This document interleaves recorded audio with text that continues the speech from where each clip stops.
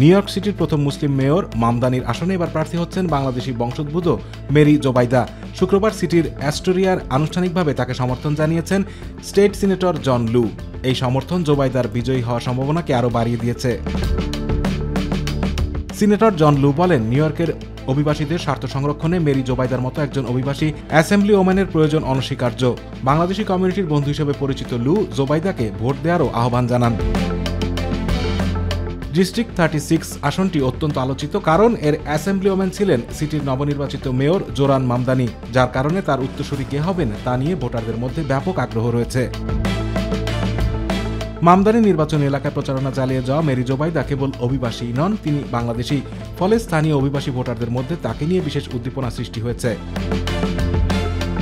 Mary Zubaida তার নির্বাচনী প্রতিশ্রুতিগুলো তুলে ধরে সবার সহযোগিতা চেয়েছেন। তিনি আশ্বাস দেন, দীর্ঘদিনের অভিজ্ঞতা থেকে নাগরিকদের সমস্যা সমাধানে সক্রিয় থাকবেন তিনি। 2001 সালে বাংলাদেশ থেকে আমেরিকায় আসা এই রাজনীতিবিদ কমিউনিটি হেলথ আউটরিচ ও পাবলিক স্কুল ইস্যু সহ বিভিন্ন বিষয়ে সক্রিয় থেকে মূলধারার রাজনীতিতে নিজের অবস্থান তৈরি করেছেন।